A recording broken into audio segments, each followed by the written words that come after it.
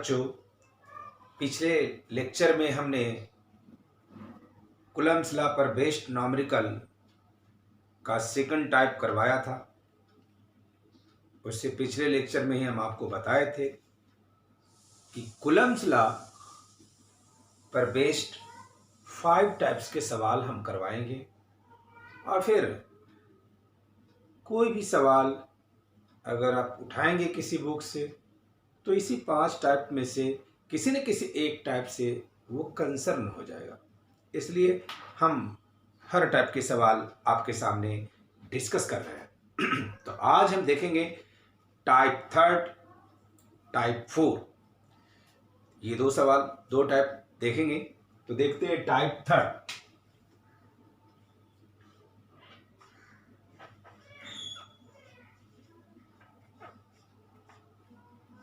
Type 3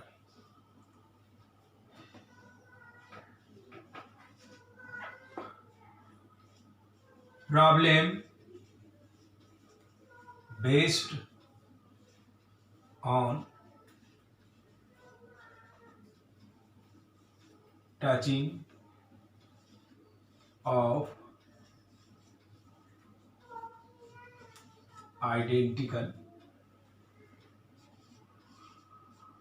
ball। ये आज इस टाइप का सवाल देखते हैं। कॉन्सेप्ट क्या है? ये सवाल का कॉन्सेप्ट ये है कि इसमें दो आइडेंटिकल बड़ी चार्ज बड़ी को अगर टच कर देंगे, जहां भी टच करने की बात कहेगी तो उसका मतलब आप समझ लेना कि उन दोनों के बीच में चार्ज का आदान प्रदान हो गया, मतलब चार्ज ट्रांसफर हो गया, मतलब चार्ज में कंडक्शन हो गया। टच किया तो इसमें से इसमें या इसमें से इसमें किसी एक से दूसरे में चार्ज जाना शुरू हो जाएगा। तो इसका मतलब है कि दोनों में जो चार्ज पहले से था वो अब नहीं रहेगा, नया चार्ज डेवलप हो जाएगा। वो नया चार्ज को हमने पता लगाना होगा और जब हम उसे पता लगा देंगे तो फिर कूलम्ब्स लॉ हम लोग को पता ही है, 9 × 10⁹ Q1 Q2 अपॉन r² हवा के लिए। तो आप इससे फिर बना लेंगे। तो कॉन्सेप्ट यह है कि मान लीजिए एक चार्ज बड़ी है ये और दूसरा चार्ज बड़ी है ये, मान लीजिए Q1 इस पर चार्ज है और दूसरा चार्ज बड़ी है ये A है और ये B है और इस पर चार्ज है Q2 मान लीजिए। अब क्या हुआ बच्चों कि ये दोनों एक दूसरे को टच कर दिया।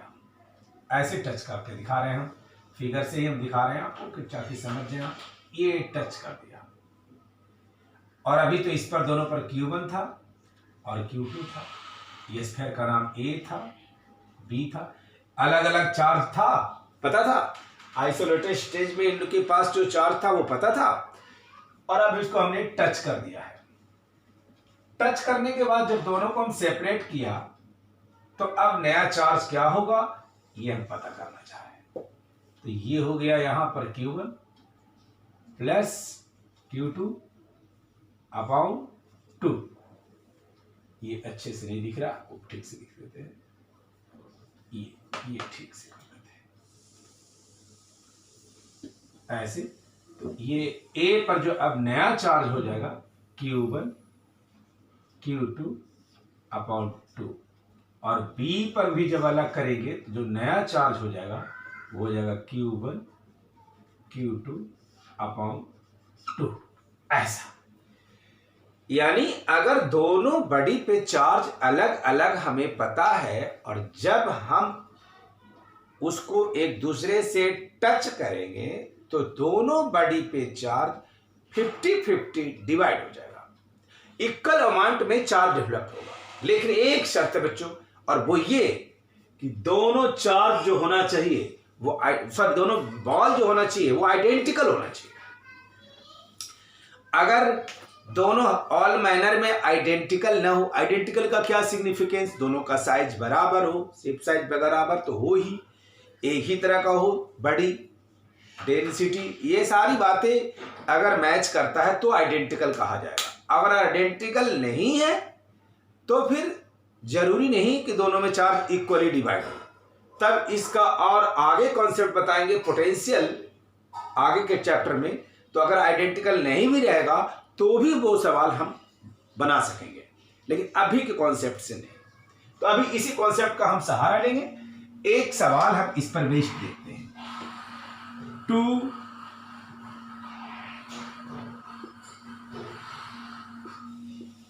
Identical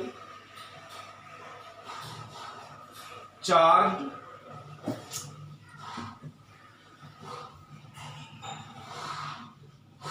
sphere having charges 10 microcoulomb and 20 microcoulomb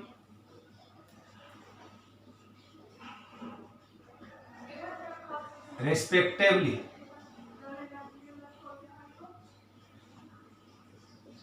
touch with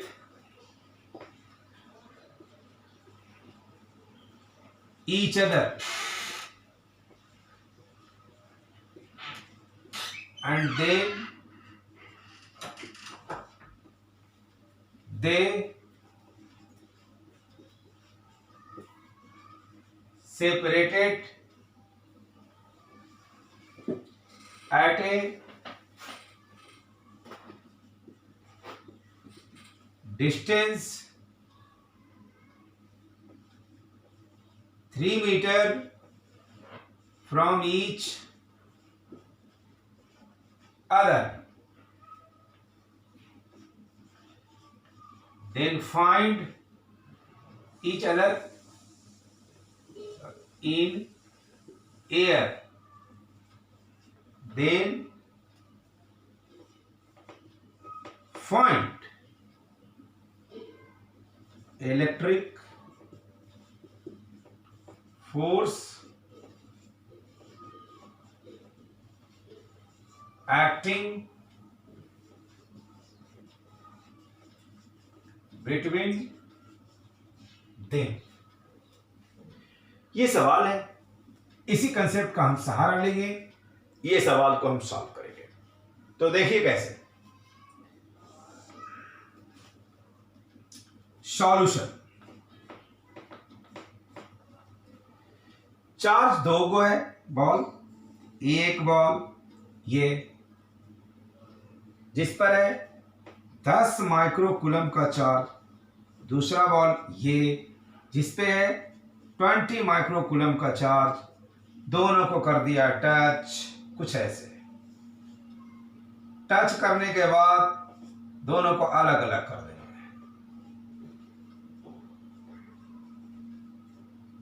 जैसे अलग अलग आप करेंगे 20 या 10 30 20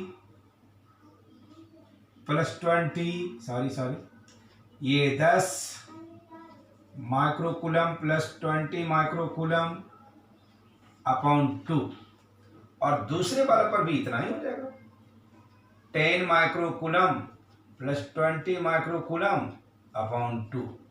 दिस इंप्लाइज जो पहला वाला पर चार्ज हो गया 10 20 30 2 15 माइक्रोकूलम, और जो इस पर भी हो गया 15 माइक्रोकूलम। ऐसा अब हमें चार्ज मालूम हो गया। अब हमारा सवाल ये है कि 15 माइक्रोकूलम का चार्ज इस पर हो गया और 15 माइक्रोकूलम का चार्ज इस पर हो गया, और दोनों के बीच की दूरी 3 मीटर है, और हमसे पूछा गया कि फोर्स क्या है। तो ये जो लैंग्वेज में हमारा सवाल लिखा हुआ था उसको हमने इस तरह से ग्राफिक मतलब ट्रांसलेट कर लिया, है ना। तो जब आप इस तरह से आ जाते हैं फॉर्मेट में तो कंसंट्रेशन बेहतर बन जाती है, और फिर आप समझ पाते हो कि अबे आगे हमें क्या करनी है। तो अब हमारे पास सारा कुछ हो चुका है, अब फार्मूला लगाने की जरूरत है। फार्मूला हमारे पास है 9, ये हवा का फार्मूला है, into 10 to the power 9 Q1 Q2 upon R square. This is equal to 9 into 10 to the power 9। Q1 के जगह पर क्या लिखेंगे बच्चों? बिल्कुल 10 के पावर -6 और Q2 की जगह पर क्या लिखेंगे, यही लिखेंगे, अपॉन R की जगह पर 3 के स्क्वायर है। तो बाकी तो फिर अब कैलकुलेशन हो गया। मेन थॉट इसमें ये था कि ये कॉन्सेप्ट अगर आप जानते हैं तो आप इस सवाल को डन कर देंगे। अदरवाइज आपको रहेगा टच कर देने से क्या होगा, टच कर देने से फ्लो हो जाएगा ना, इसलिए प्रॉब्लम आ जाएगी। तो इसको आप ऐसे कट कर दें, 15 से 15 में गुना कर दिया तो ये हो गया 225 इंटू 10 टू द पावर 6 और 6 12, 12 में से 9 चला जाएगा तो यानी -3, यही न्यूटन हो जाएगा आंसर। तो इस टाइप के सवाल में और कुछ करने की जरूरत नहीं है, सिर्फ चार्ज को इक्वली शेयर कर देने वाली बात चल रही है और कोई खास बात नहीं है इसमें, इसलिए इसमें और ज्यादा सवाल कराने की आवश्यकता नहीं है। टच कीजिए, इक्वल शेयर हो जाएगा, आइडेंटिकल के लिए ही सही है और अभी हम आइडेंटिकल चार्ज बॉडी के लिए ही देख सकेंगे। तो अब हम टाइप 4 देखते हैं। सॉरी, ये टाइप 3 था, इनफैक्ट सेकंड हम पिछले लेक्चर में किया था, इसको टाइप 3 है। अब टाइप 4,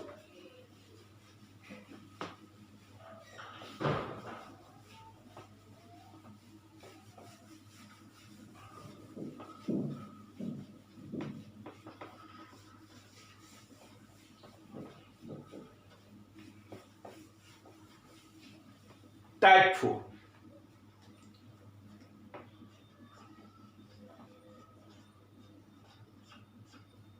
ये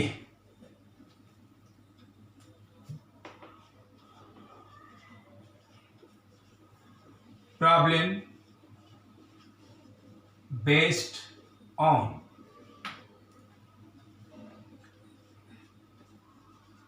पिथ बॉल, ये टाइप 4 है।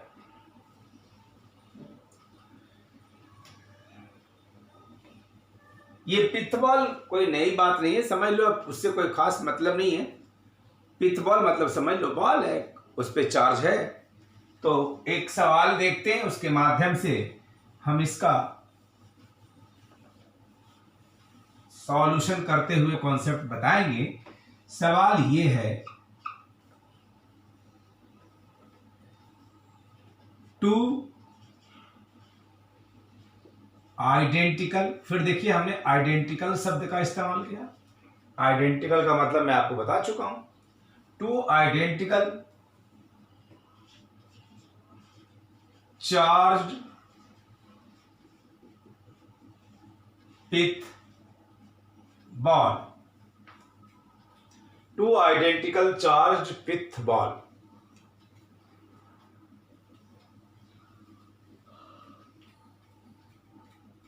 hang y two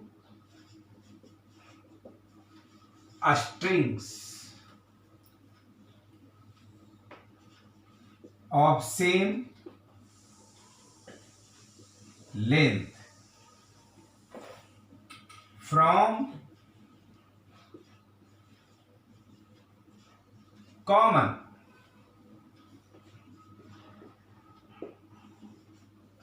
point. They maintain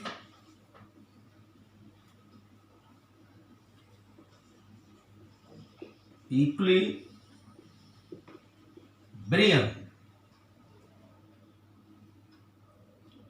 when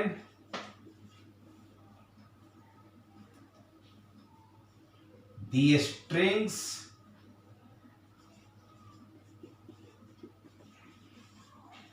max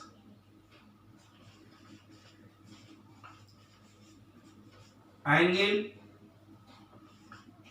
to theta with each other.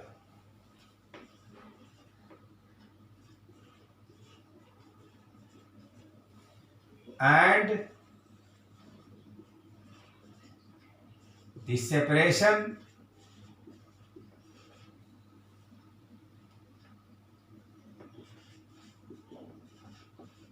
between the two identical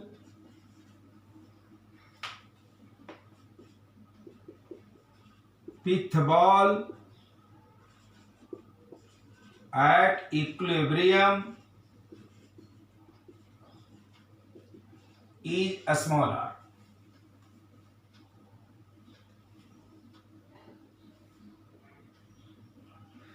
Then find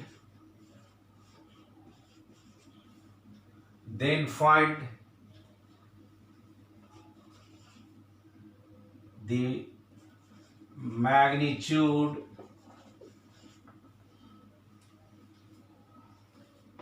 of charge on each pith ball. यही सवाल है। ये सवाल को फिर से हम थोड़ा लैंग्वेज से हट करके मैथमेटिकल फॉर्मेट में आते हैं तो हमारी कंसंट्रेशन बेटर बनेगा और फिर हम अच्छे से समझ सकेंगे। तो ये कहता है कि इसमें दो धागा है और एक ही पॉइंट से दोनों धागा को लटकाया गया है, तो पॉइंट दोनों का एक ले लीजिए। सवाल में जो कहा वो हमने किया। ये देखिए एक पॉइंट हमने लिया, एक ही पॉइंट। यहां भी बताया कि दोनों का लेंथ भी सेम है, तो दोनों का लेंथ भी हम सेम रखने का प्रयास किया और दोनों आइडेंटिकल पिथ बॉल है तो इसने आइडेंटिकल पिथ बॉल लगा दिया। यही सॉल्यूशन है इसका। ऐसे अब इसका मास m मान लीजिए और इसका मास m मान लीजिए। इस सवाल में आपको मास भी गिवन होना चाहिए, तो आप ब्रैकेट में इसको ऐसे लिख लीजिए, given mass of H pith ball is small है। ये हो गया। अब इसमें एक फोर्स लग रहा है mg और इस दोनों के बीच का एंगल हमने सवाल में मेंशन किया है कि 2 थीटा लग रहा है। इसका मतलब है इसको अगर यहां से वर्टिकल ड्रॉप कर दिया जाए तो ये एंगल थीटा हो जाएगा, क्योंकि ये भी एंगल तो थीटा ही होगा। इसमें आप सभी जानते होंगे धागा में टेंशन लगता है। ये बात हमने 11th में ही बताया है न्यूटन्स लॉ में कि स्ट्रिंग में टेंशन क्रिएट होता है और टेंशन का डायरेक्शन कैसा होता है। तो टेंशन का डायरेक्शन हमेशा बच्चों टेंशन पुलिंग फोर्स होता है, या टेंशन को आप याद रखना बॉडी से अवे लगता है। जैसे अगर मान लीजिए ये तो बॉडी है, एक बार याद दिला देते हैं आपको, और इससे टेंशन आपको निकालनी है, तो इसमें टेंशन किधर होगा, इस बॉडी से अवे। अवे मतलब ऐसा एरो बनाओ जो इससे दूर जा रहा हो। ये एरो नहीं बनेगा, ये एरो तो इसके पास आ रहा है। फिर इससे स्ट्रिंग में धागा, इससे ऐसा एरो बनाओ जो इससे दूर जा रहा हो, मतलब ऐसे। ऐसा नहीं हो सकता क्योंकि ये एरो तो इनकी तरफ आ रहा है। एरो जो बनता है तीर जिसको कहते हैं, आप जानते हैं ना, ऐसे तीर बनाते हो, इसका मतलब आपको इधर जाना है। तो उसी तरह से ये जो टेंशन है वो ऐसे लग रहा है, इसी आधार पर टेंशन का डायरेक्शन दिया जाता है। तो मैंने टेंशन का डायरेक्शन बॉडी से दूर जाता हुआ तीर दिखाया, ये देखिए mg तो नीचे लगा, और फिर अगर ये एंगल थीटा है और इसके ये पैरेलल हो गया तो ये आपको जो है अल्टरनेट एंगल, ये भी थीटा हो जाएगा। ये आप जानते हैं। हम बार बार पिछले लेक्चर में भी डिस्कस किया था, इस बात को बताया था, आप सबको कन्विंस किया था कि देखो दो टूल्स का एप्लीकेशन हमेशा फिजिक्स में होता है, और वो है वेक्टर और दूसरी है कैलकुलस, जिसका डिफरेंशिएशन, इंटीग्रेशन, थोड़ी बहुत लिमिट का एप्लीकेशन फिजिक्स में हर टॉपिक्स में हर जगह जरूरत पड़ सकती है। तो आपको फिर से एक बार वेक्टर को कॉन्सेप्ट की आवश्यकता है, इसलिए हम बार बार बोलते हैं कि आप मेरे वेक्टर वाले लेक्चर को पढ़ लिया करेंगे अच्छे से। तो ये t जो है इसका कंपोनेंट इधर हो जाएगा, टी कॉस थीटा। जिधर से एंगल बनता है उसकी तरफ कॉस होता है और इस तरफ हो जाएगा टी साइन थीटा। इस तरफ हो गया टी कॉस थीटा और इस तरफ हो गया टी साइन थीटा और यह आपका हो गया एम जी।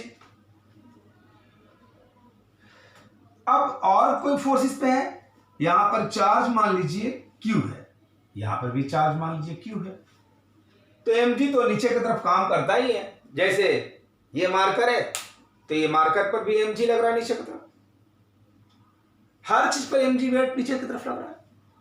एप्पल भी नीचे जा रहा था तो एम जी की वजह से, जिनको न्यूटन जी ऑब्जर्व किए।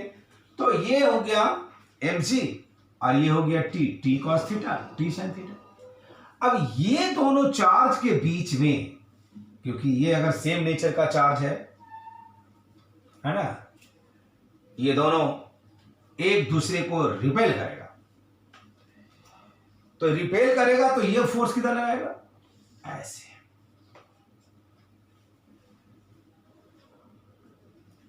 और ये फोर्स को आप इलेक्ट्रिक फोर्स कह दीजिए, ये। अब इस पर हमने पूरी से पूरी फ्री बॉडी डायग्राम दिखा दिया। अब इस पर कोई भी और एक्स्ट्रा फोर्स एक्ट नहीं कर रहा है और किसी भी फोर्स को हम लोग मिस नहीं कर रहे हैं। अब हमारी सवाल बन जाएगी। कॉन्सेप्ट के नाम पर क्या लगेगा, इक्विलिब्रियम का कॉन्सेप्ट, वो मैंने टाइप 2 में भी लिख दिया है। इक्विलिब्रियम का मतलब नेट फोर्स जीरो, तो यहां भी यही बोला है कि मेंटेन इक्विलिब्रियम। तो फॉर इक्विलिब्रियम, इक्विलिब्रियम के लिए नेट फोर्स जीरो मतलब टी कॉस थीटा जो है वो एम जी को बैलेंस कर लेगा, यानी ये अगर इसको बैलेंस कर ले, ये इसको बैलेंस कर ले, तो नेट फोर्स जीरो हो जाएगा। F E is equal to, sorry इधर ही टी साइन थीटा लिख दीजिए, T sine theta is equal to F E. इसको इक्वेशन 1, इसको इक्वेशन 2 कर। अब आप 2/1 कर लो, तो T sine theta T cos theta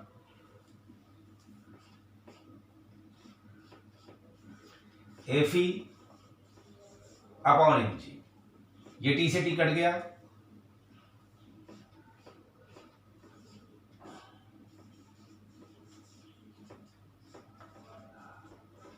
tan theta हो गया। फिर एक ब्लॉक हम इधर बना रहे हैं, F E is equal to M G tan theta.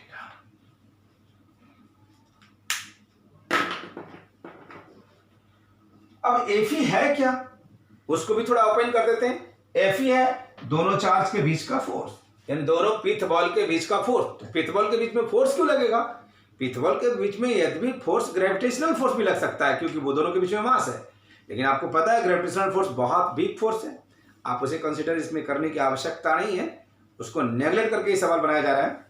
तो ये लगेगा 1/4 epsilon not Q square upon R square is equal to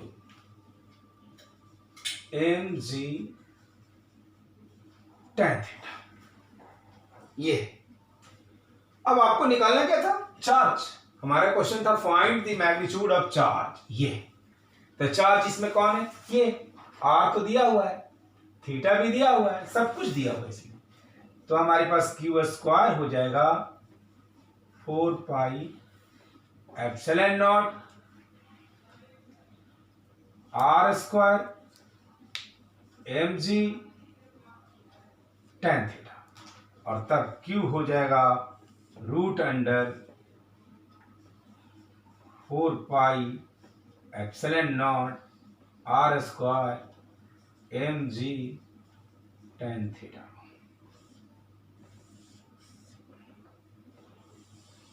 ये So this is the complete solution for these questions. Okay, अगला सवाल इस पे देखते हैं हम लोग।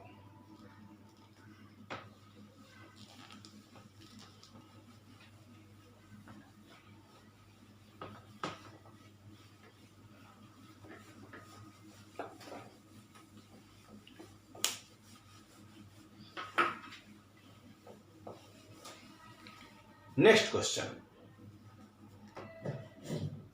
इसी टाइप्स में दूसरा नंबर सवाल, पिथ बॉल पर ही based.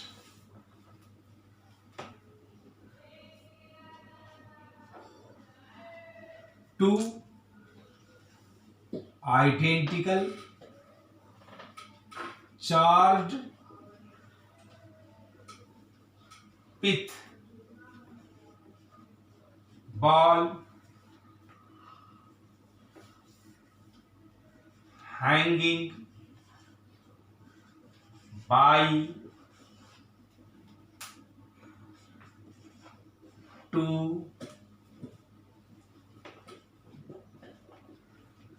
strings of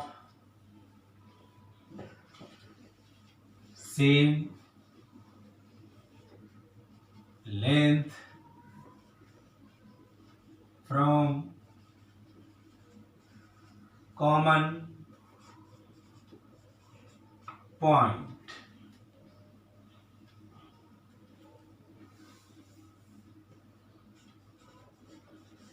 They makes angle 2 theta with each other in equilibrium। ऐसा तो थीटा के बीच में, इसके बीच में 2 थीटा बन रहा है, सॉरी स्ट्रिंग्स के बीच में 2 थीटा का एंगल बन रहा है जब इक्विलिब्रियम में है। तो 2 identical charge pith ball hanging bye 2 string, 2 धागा के द्वारा लटकाया जा रहा है। पिछली बार भी यही तरह का सवाल था, दोनों का लेंथ सेम है, पिछली बार भी सेम था, और कॉमन पॉइंट एक ही पॉइंट से दोनों को लटकाया गया है, पिछली बार भी ये सही था। दे makes angle 2 theta with each other, दोनों एक दूसरे के बीच का एंगल जो बन रहा है वो 2 थीटा बन रहा है। If the charge on each pith ball are small q, then find the mass of each pith ball। ये 2 identical charged pith ball hanging by 2 strings of same length from common point, they makes angle 2 theta with each other in equilibrium। If the string charged on each pith ball are q, then find the mass of each pith ball। फिर से हम इसको solution करने के लिए एक बार फिर से स्केचिंग करते हैं फिगर को, क्योंकि लैंग्वेज से फिगर में आना जो है सॉल्यूशन की तरफ, प्रॉब्लम के सॉल्यूशन की तरफ हमको ले जाता है। ऐसे ऐसे फिर से मैंने एक कॉमन पॉइंट की बात करी, ये कोई कॉमन पॉइंट सी है और ये एंगल आपको 2 थीटा है, और यहां से वर्टिकल कर दोगे तो फिर से ये थीटा है। इसका मान लेते हैं let m is equal to mass of h pith ball. ये हमने मान लिया कि मास है। अब इसको m है या यहां लिख दो, ये mg लगा नीचे की तरफ, टेंशन ऐसे जैसे कि अभी पिछले सवाल में करवाया, टेंशन का डायरेक्शन देना सिखाया मैंने आपको, थीटा तो ये भी theta, component T cos theta, उसमें भी ऐसा ही किया था, टी साइन थीटा, ऐसा टी का component T cos theta, T का कॉम्पोनेंट टी साइन थीटा, और इस तरफ लग रहा है एम जी। इसमें और पिछले वाले सवाल में बस एक डिफरेंसेस है, सिर्फ है, और वो डिफरेंस ये है कि पिछले वाले सवाल में हम चार्ज पूछा था, इसमें मास पूछ दिया। एक तो ये बात हो गई, और दूसरी ये कि इनके बीच में पिछले वाले सवाल में स्मॉल आर डिस्टेंस गिवन था, मगर इस बार हम इस सवाल में ये गिवन करने वाले हैं, given length of a string is L. ये मतलब इस बार हम इसको लेंथ देने वाले हैं, जो पिछले बार नहीं मेंशन था। बस इतना ही अंतर है, और कोई अंतर नहीं है, यही थोड़ा सा अंतर है। अब क्या करेंगे बच्चों, यहां से यहां तक लेंथ मालूम है, तो ये डिस्टेंस आप कैलकुलेट करेंगे।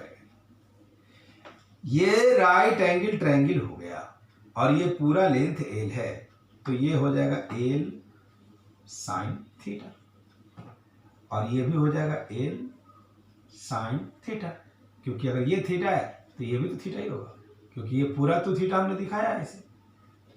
अच्छा,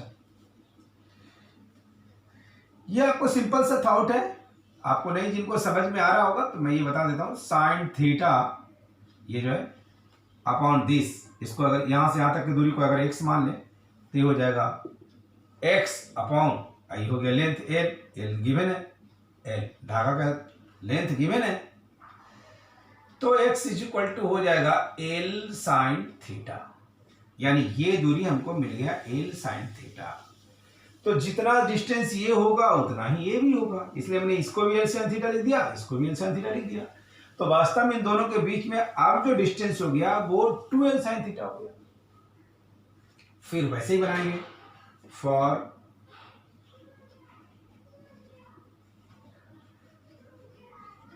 इक्विलिब्रियम, इक्विलिब्रियम के लिए टी कॉस थीटा एम जी,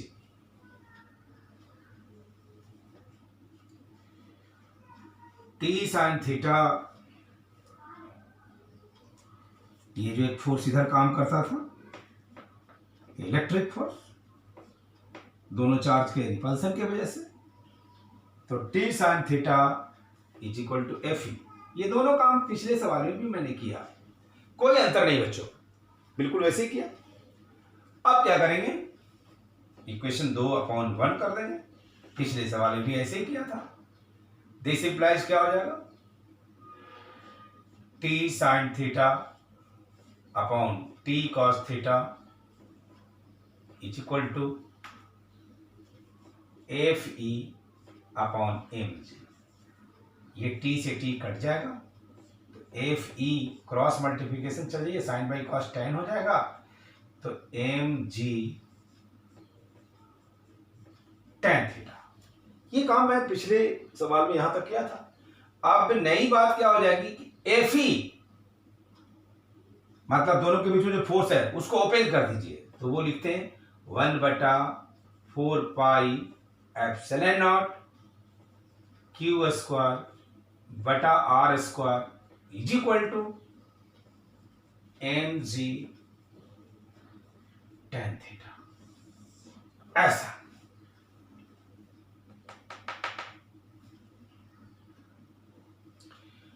अब जो है आर की जगह पर क्या लिखेंगे आप, आर का मतलब दोनों के बीच का डिस्टेंस, जो हो जाएगा L sine theta plus L sine theta, यानी 2l साइन थीटा। तो अब हम Q square 4 pi epsilon not into 2l sine theta, इसका whole square, this will be equal to M G tan theta. तो Q square 4 pi epsilon not 4L square sine square theta mg tan theta. तो Q is equal to root under 4 pi epsilon not, एक ही type का 4 दे दीजिए, confusion ना हो जाए आपको। तो 4 इसको नहीं तो गुना कर दीजिए, 4 16, फिर पाई epsilon naught L square sine square theta mg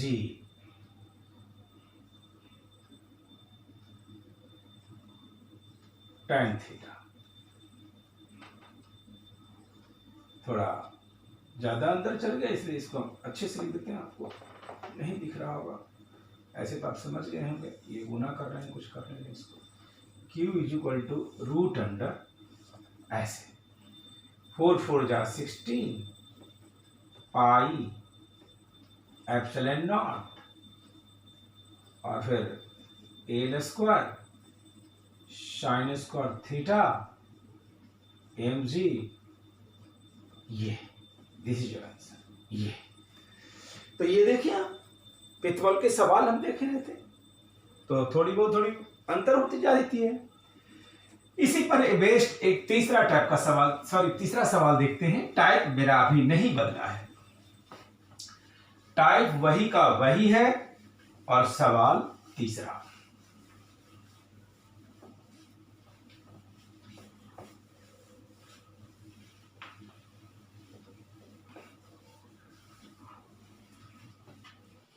अब इस पे तीसरा सवाल इसी टाइप का हम देखते हैं। 2 identical charge sphere, 2 identical charge sphere hanging by 2 a string of equal length from common point.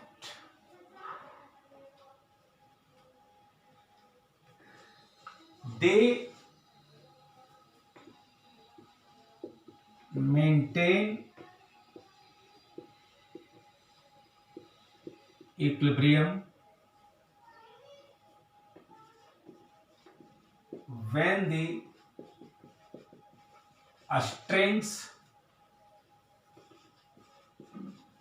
max angle 30 degree with each other.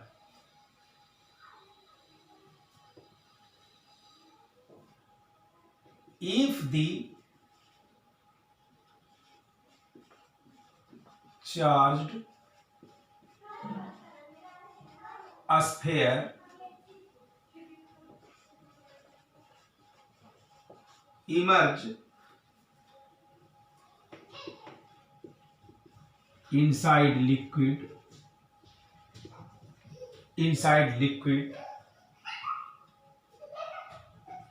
of density 0.1 gram per cc,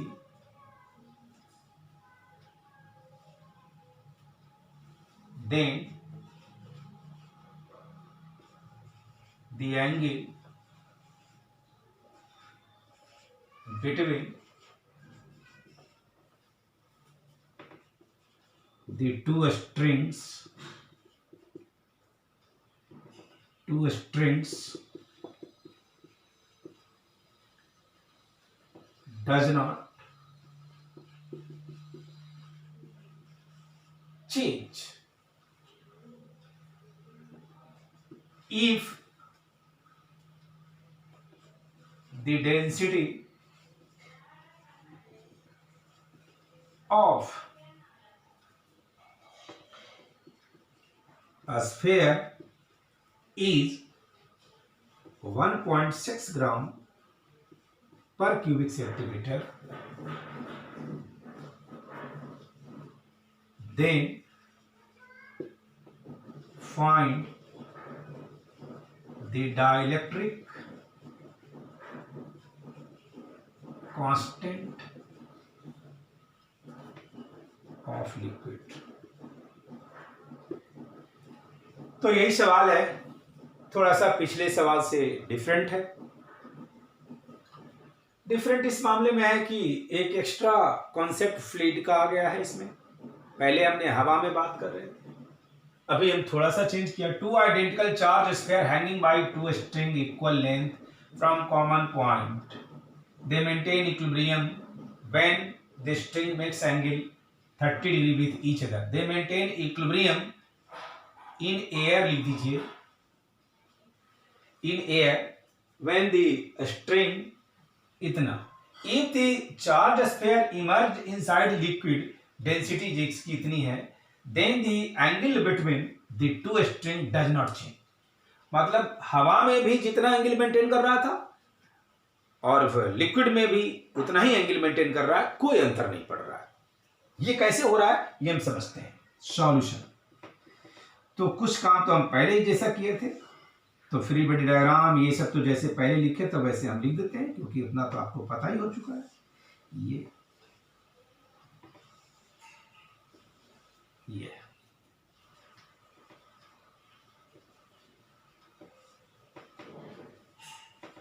mg, और इसको हम 2 थीटा मान लेते हैं, उसी लैंग्वेज में लिखते हैं, क्योंकि हम 2 थीटा को मान लेते हैं 30 डिग्री और थीटा को मान लेते हैं 15 डिग्री। तो फिर ये जो हो जाएगा थीटा हो जाएगा, और ये जो हो जाएगा ये भी थीटा हो जाएगा। अब ये t हो गया, t cos theta, t sin theta, f। Okay, तो इतना तक तो बात हो गई। अब हम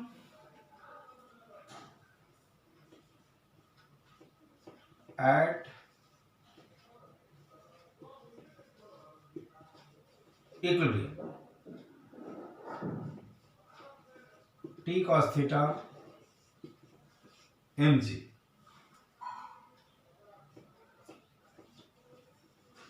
t sin थीटा fe, ये दूसरा है। 2/1 कर दीजिए, t sin theta upon t cos theta fe upon mg, ये कट जाएगा, सॉरी ये कट जाएगा। तो fe is equal to mg tan theta, या फिर इसी रूप में रहने दीजिए, इसको बाद में देख लेंगे हम लोग। तो f tan theta is equal to fe upon mg, इसको तीसरा इक्वेशन बना देते हैं। आगे अब इसको हम इमर्ज कर चुके हैं, तो जब इमर्ज कर देंगे तो tan theta is equal to जो हो जाएगा वो f डैश बटा mg डैश हो जाएगा। अब ये बात हम क्यों लिखा, इसको एक मिनट समझते हैं हम लोग। क्योंकि पहले हमने बताया है आपको कि जब आप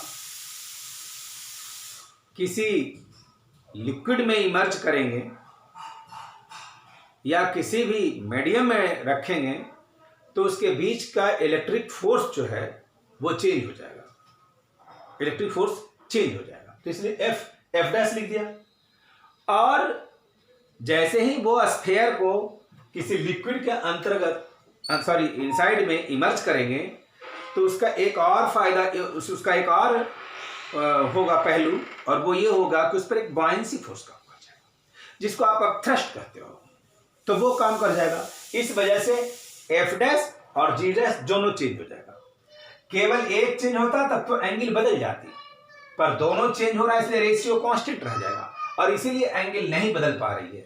जो हम लोगों को थोड़ा सा लग रहा था कि ऐसा कैसे हो रहा है कि हवा में फोर्स अलग होगा, मीडियम में फोर्स अलग होगा, ऐसे में इक्विलिब्रियम एंगल चेंज हो जाएगा, फिर भी क्यों नहीं हो रहा है, उसका वजह सिर्फ इतना है कि ये जितना चेंज हो रहा है उतना ही ये भी चेंज हो रहा है, और इसलिए वो रेशियो कांस्टेंट हो गया।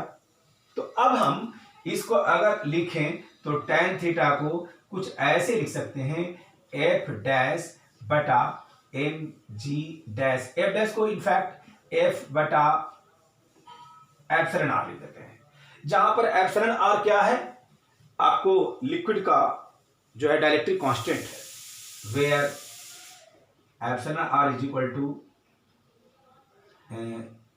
आपको डाइलेक्ट्रिक कांस्टेंट ऑफ लिक्विड। ये तो एक बात तो ये हो गया।